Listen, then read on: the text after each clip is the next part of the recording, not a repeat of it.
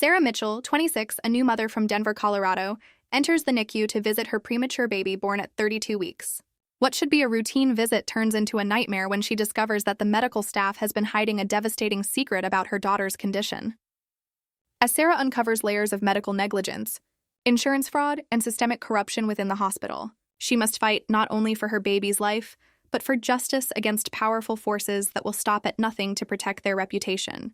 This is a story of a mother's unconditional love, the courage to face impossible odds, and the fight for truth in a system designed to silence the vulnerable. My name is Sarah Mitchell, and the moment I walked into the NICU that Tuesday morning, I knew something was terribly wrong. The usual bustling energy of nurses and doctors had been replaced by an eerie silence that made my heart race. I'm 26 years old, and 3 weeks ago I gave birth to my daughter Emma at 32 weeks gestation. She was tiny, just over 3 pounds, but the doctors assured me she was doing well for a preemie. She's a fighter, Dr. Harrison had told me with confidence. We see cases like this all the time. But as I approached Emma's incubator that morning, clutching the little pink blanket I'd knitted during my pregnancy, I noticed something that made my blood run cold. The monitors that usually displayed her vital signs were turned away from view. The nurses who typically greeted me with warm smiles couldn't meet my eyes. "Where's Dr. Harrison?" I asked Janet, the head nurse who had been caring for Emma since birth. Janet's face went pale, and she fumbled with the clipboard in her hands. He's in a meeting right now, honey. Maybe you could come back this afternoon." The way she said it sent chills down my spine. In 3 weeks of daily visits, no one had ever suggested I come back later. The NICU was my second home. The staff knew I was here every morning at exactly 9 a.m., right after pumping milk for Emma's feeding schedule. I looked past Janet toward Emma's incubator, and that's when I saw him. Dr. Harrison was indeed there, but he wasn't in any meeting. He was standing behind a group of people in expensive suits, all of them staring at my baby with expressions I couldn't quite read. One of them held a thick manila folder, and another was taking notes on an iPad. "What's going on?" I demanded, pushing past Janet. "Who are those people?" "Sarah, please." Janet caught my arm gently but firmly. "Let me get someone to explain everything to you properly." But I was already walking toward the group, my heart pounding so hard I could hear it in my ears. The sterile hospital corridor seemed to stretch endlessly as I approached, the fluorescent lights casting harsh shadows on the walls lined with motivational posters about miracles and hope. The man with the manila folder noticed me first. He was probably in his 50s, with salt and pepper hair and a suit that probably cost more than my monthly salary at the veterinary clinic where I worked. He whispered something to Dr. Harrison, who turned around with an expression that will haunt me for the rest of my life. It wasn't the face of a doctor about to deliver routine updates. It was the face of a man who had been caught. "Mrs. Mitchell?" Dr. Harrison approached me with his hands slightly raised, like you might approach a scared animal. "I was just about to call you. We need to have a conversation." "About what?" My voice came out sharper than I intended. "And who are these people? Why are they looking at my baby?" The woman with the iPad stepped forward. She was younger, maybe early 40s, with perfectly styled blonde hair and a smile that didn't reach her eyes. "Mrs. Mitchell, I'm Rebecca Chen from Sterling Medical Group's Risk Management Department.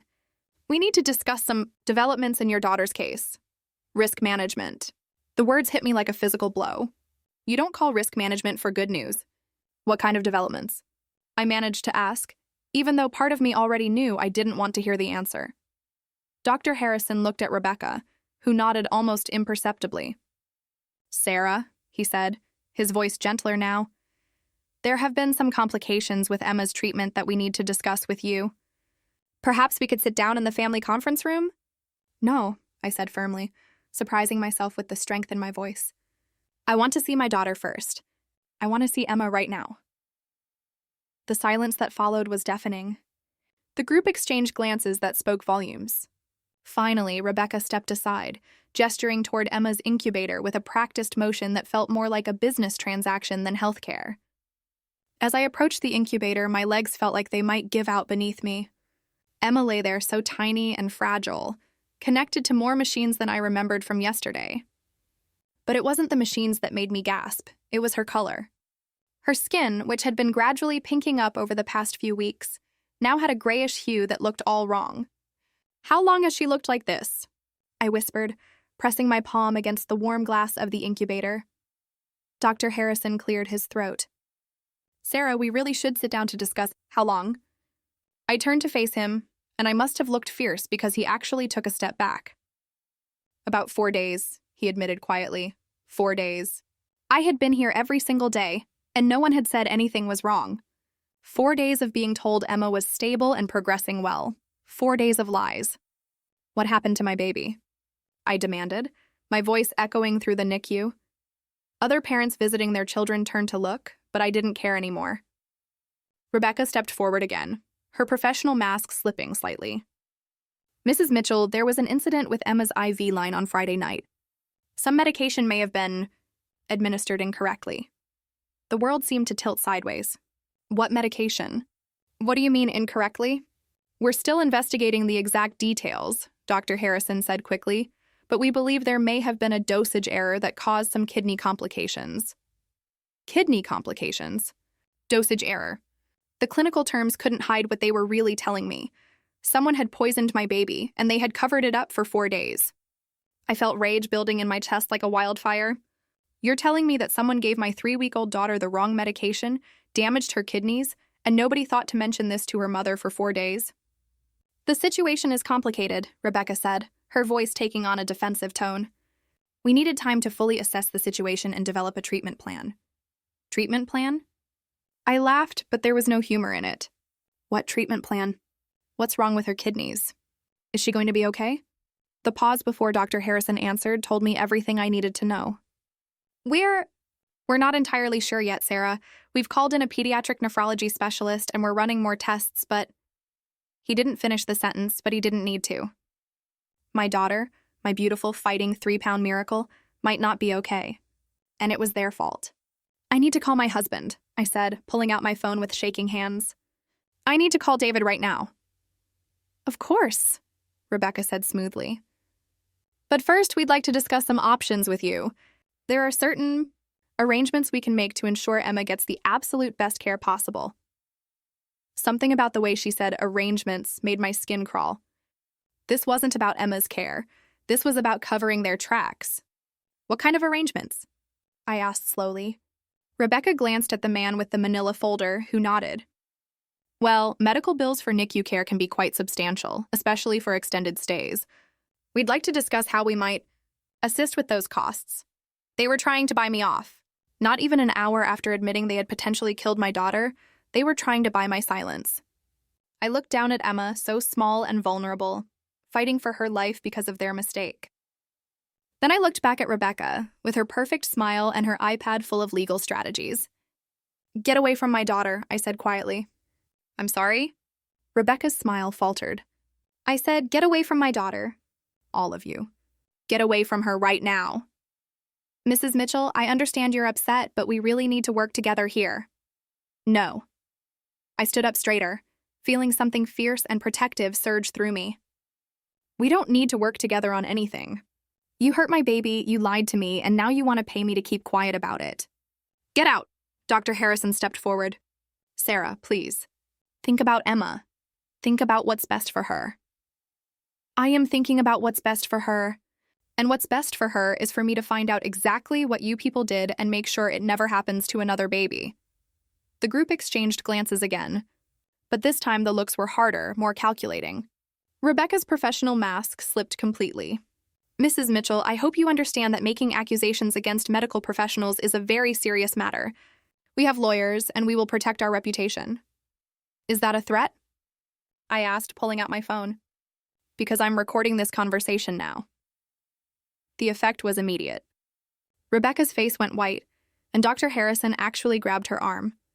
What I think Rebecca is trying to say, he said quickly, is that we want to work with you to ensure the best possible outcome for everyone involved. The best possible outcome, I repeated slowly, would have been not poisoning my 3-week-old daughter in the first place. I turned back to Emma's incubator, my hand pressed against the glass. Mommy's here, baby girl, I whispered. Mommy's going to fix this, I promise. What I discovered over the next 24 hours would shake me to my core and reveal a conspiracy that went far deeper than one dosage error.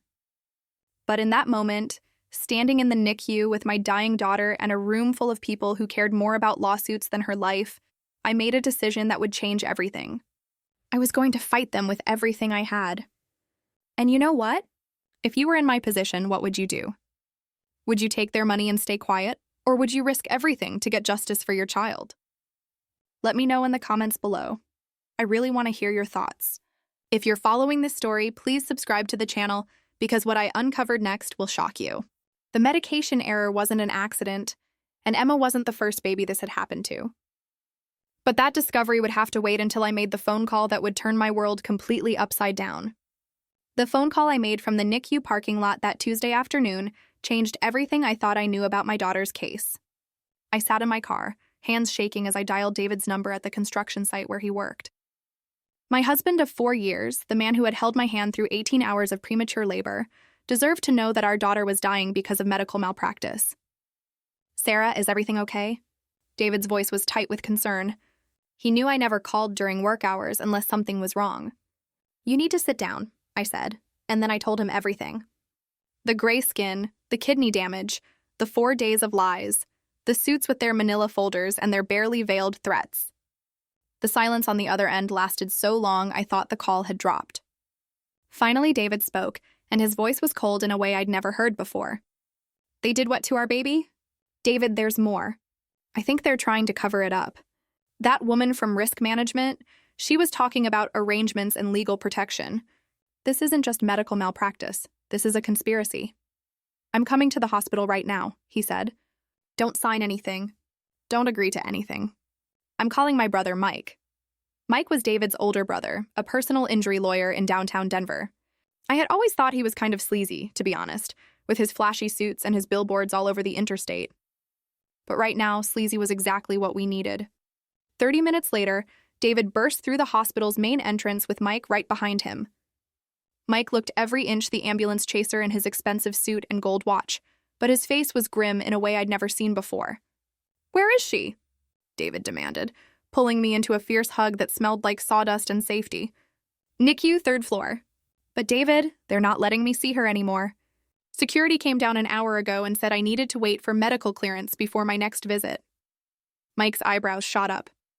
"They're restricting parental access? That's a massive red flag. Sarah, I need you to tell me everything again, word for word." As we rode the elevator to the 3rd floor, I repeated the morning's events. Mike took notes on his phone, stopping me occasionally to ask for specific details about who said what when. "This Rebecca Chen," he said. "Did she explicitly offer you money?" "She talked about arrangements to help with medical bills. She made it sound like they wanted to assist us, but the way she said it..." I shuddered. It felt dirty. Like hush money. The elevator doors opened, and immediately I could see that something had changed.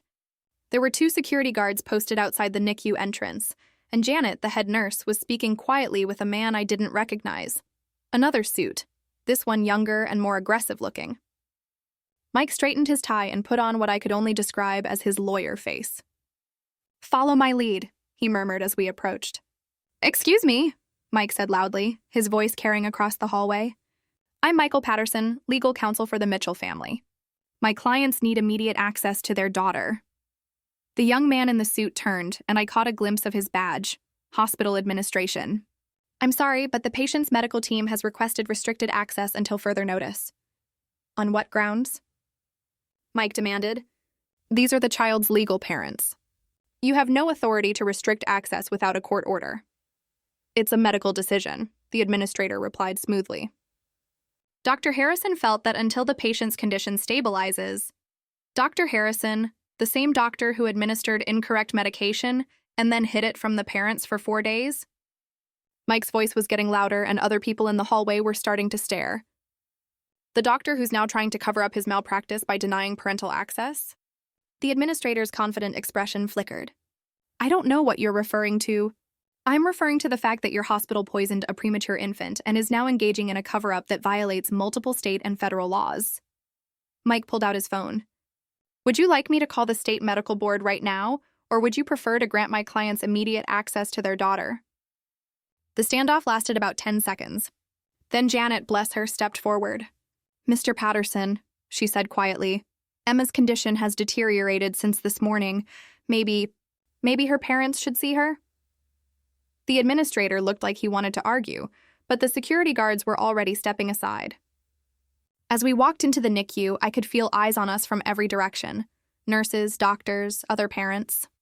Word was spreading that something big was happening. But nothing could have prepared me for what I saw when we reached Emma's incubator. My daughter looked like she was dying. Her skin was no longer gray. It was almost translucent, with blue veins visible beneath the surface. The machines surrounding her had multiplied, and there were so many wires and tubes that I could barely see her tiny body. A new machine I didn't recognize was attached to her side, making a rhythmic whirring sound that sent ice through my veins. "What is that?" David asked, pointing at the machine. Janet hesitated, then answered quietly. "Dialysis. Her kidneys? They're not functioning properly." David's face went white. "Dialysis? She's 3 weeks old. How can she be on dialysis?" "The medication error," Janet said, her voice barely above a whisper. It was worse than they initially thought. The dosage was significant. Mike stepped closer to the incubator, studying the machines with a lawyer's attention to detail. "Janet, I need you to understand something. Whatever they've told you about keeping quiet, whatever threats they've made about your job, patient safety comes first. Always." Janet looked around nervously, then leaned closer. "You didn't hear this from me," she said, "but you need to know. Emma wasn't the first." The words hit me like a physical blow. "What do you mean she wasn't the first?" "There was another baby, about 6 months ago. Similar situation. The family, they took a settlement. Moved away.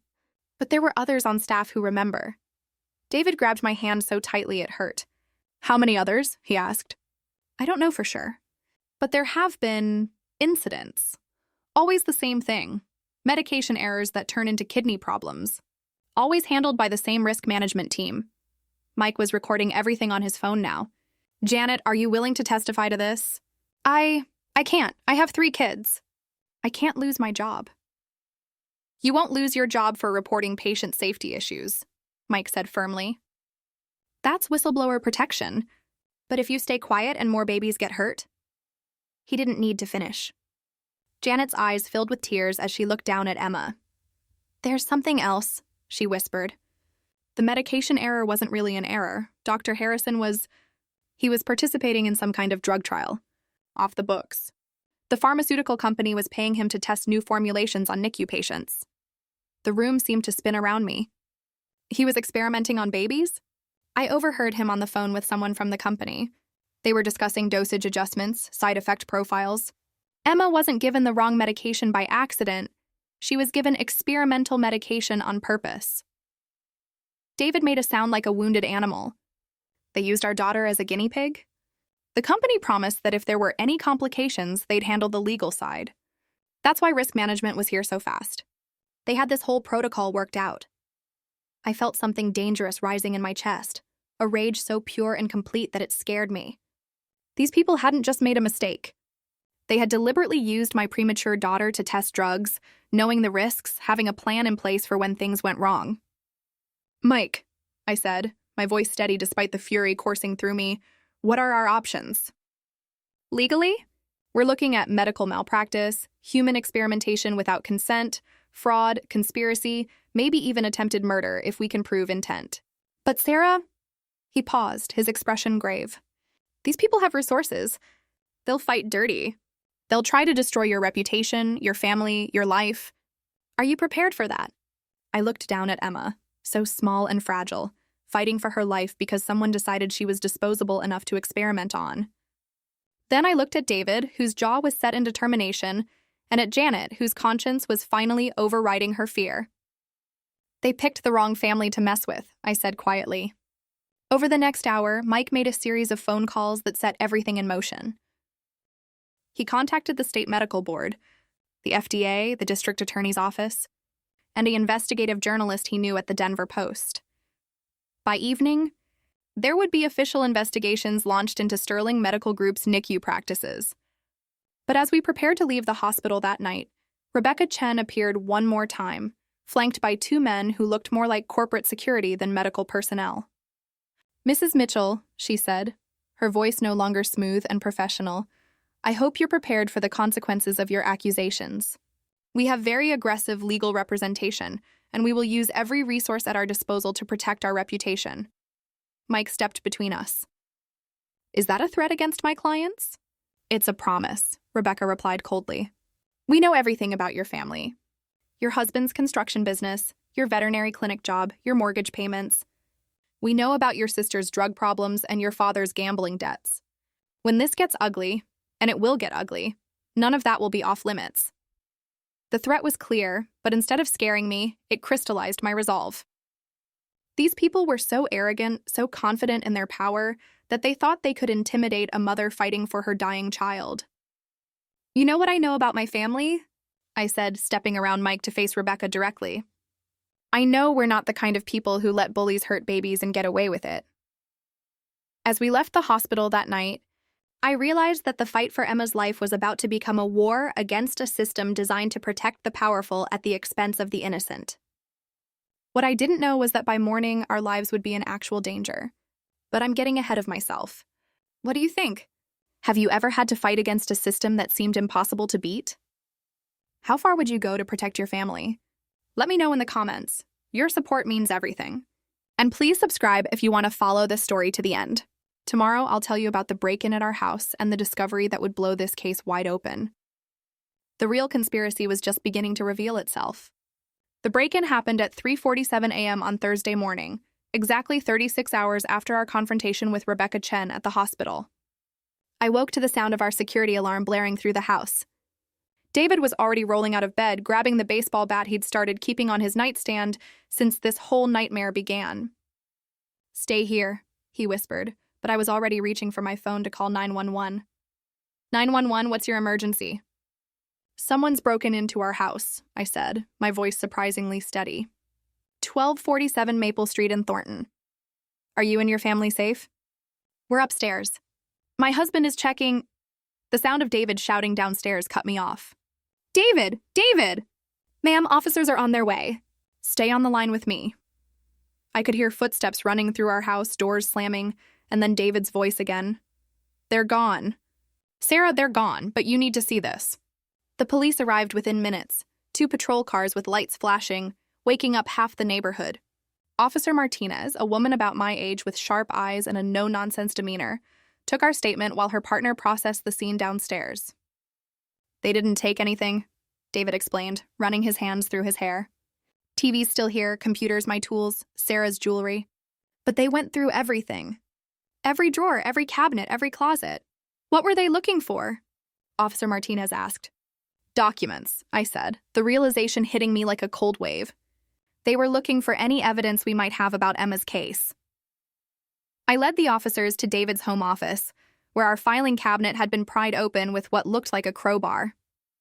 Papers were scattered everywhere. Insurance documents, medical records, legal papers that Mike had given us to review. Ma'am, Officer Martinez's partner called from the living room. You need to see this. We found him standing next to our coffee table, where someone had left a manila envelope that definitely hadn't been there when we went to bed. My name was written on the front in block letters. Don't touch it, Officer Martinez warned, pulling on latex gloves before carefully opening the envelope. Inside was a single photograph and a typed note. The photograph showed me walking out of the veterinary clinic where I worked. It had been taken yesterday with a telephoto lens. I could tell because of the way the background was blurred while I remained in sharp focus. The note was brief. Drop the lawsuit or lose everything else you care about. David's face went red with rage. They're threatening my wife. They break into our house and threaten my wife. Mr. Mitchell, I understand you're angry, Officer Martinez said, but I need you to think clearly. Have you reported any threats to the police before this?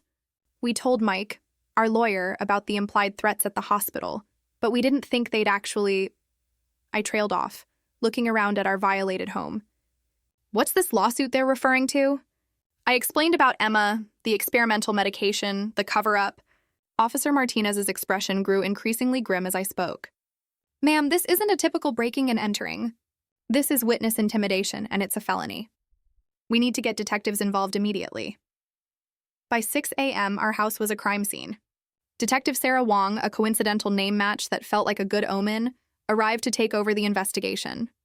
She was older than Officer Martinez, maybe in her 40s, with graying hair and the kind of tired eyes that had seen too much.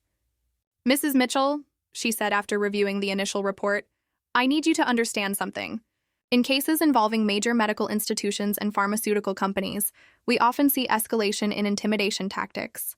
This probably won't be the last attempt to scare you off." "What are you saying?" David asked. "I'm saying you need to consider your safety very seriously. These people have resources, and they're clearly willing to use them." As if on cue, my phone rang. It was Mike calling at 6:15 a.m. "Sarah, thank God you're okay. I just got a call from someone claiming to represent Sterling Medical Group. They wanted to set up a meeting to resolve our differences amicably." "After breaking into our house?" I was amazed by how angry I sounded. "What? Someone broke into your house?" I explained about the break-in while Detective Wong listened on speakerphone. "Mr. Patterson," the detective interrupted, "this is Detective Wong with Thornton PD. We're treating this as a felony intimidation case. I'd recommend your clients consider protective measures." "Already on it," Mike replied. "I'm calling in some favors. Sarah, David, pack a bag. You're staying somewhere safe until we can sort this out." 2 hours later, we were in a hotel room across town, our lives packed into 2 duffel bags, when Mike arrived with news that changed everything. "I've been making calls all morning," he said, settling into the hotel room's single chair. "The FDA raid at Sterling Medical Group starts in about 2 hours. "Raid?" David sat up straighter. "Turns out Emma's case isn't isolated. My contact at the Denver Post connected me with a reporter who's been investigating Sterling for months. There's a pattern of unauthorized drug trials going back at least 2 years, involving multiple hospitals in 3 states. I felt a mixture of vindication and horror. How many babies? They're not sure yet. But here's the thing. The pharmaceutical company involved is Nexus Therapeutics, and they're currently seeking FDA approval for a new line of pediatric medications worth potentially billions in revenue. So they were using NICU babies as test subjects," David said grimly.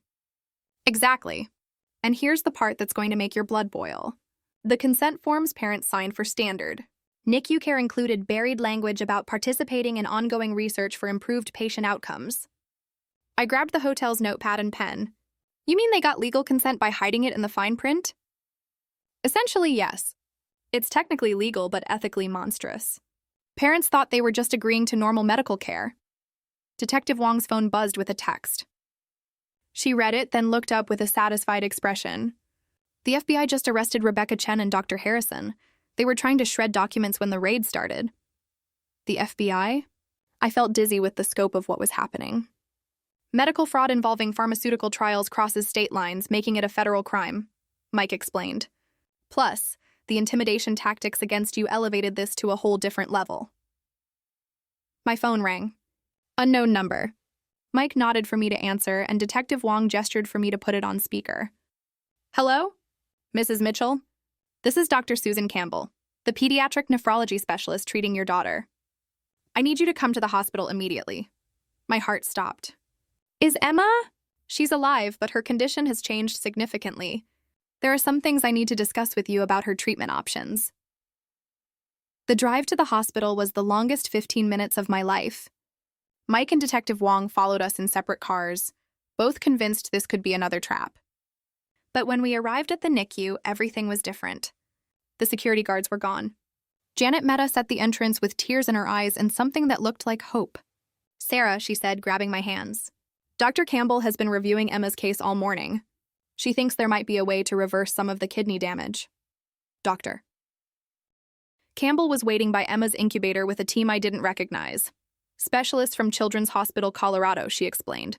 "Brought in as soon as the federal investigation began." "Mrs. Mitchell," Dr. Campbell said. "First, I want to apologize on behalf of the medical community for what was done to your daughter. What happened here was not medicine, it was criminal experimentation."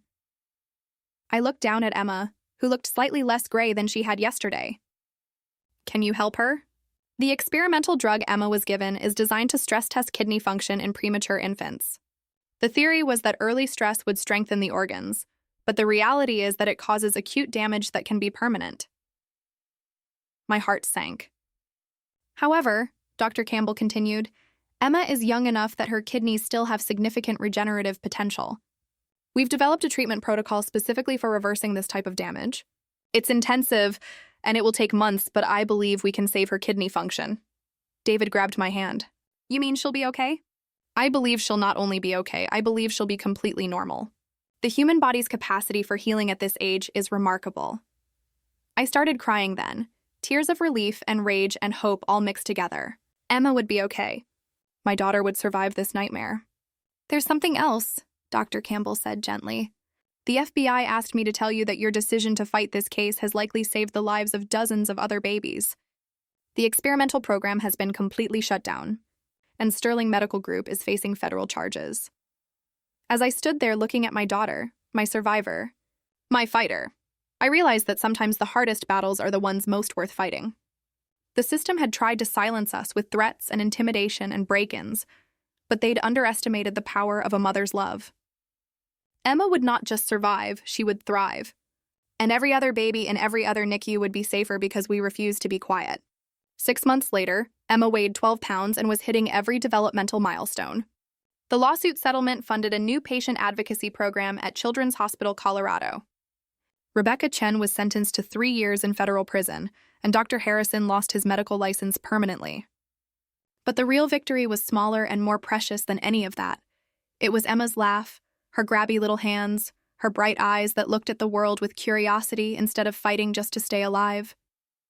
Sometimes you have to risk everything to save what matters most. And when you're fighting for your child, there is no such thing as too far. What about you? Have you ever had to stand up against impossible odds? How did you find the courage to keep fighting when everything seemed hopeless? Share your story in the comments below. And if this story moved you, please subscribe to the channel. Sometimes the most important battles are fought by ordinary people who refuse to give up. Thank you for following Emma's journey with us. She's 3 years old now, healthy and happy, and completely unaware that she's a little hero who helped change the world for babies everywhere. The system tried to break us, but we broke it instead. And that's a victory worth celebrating.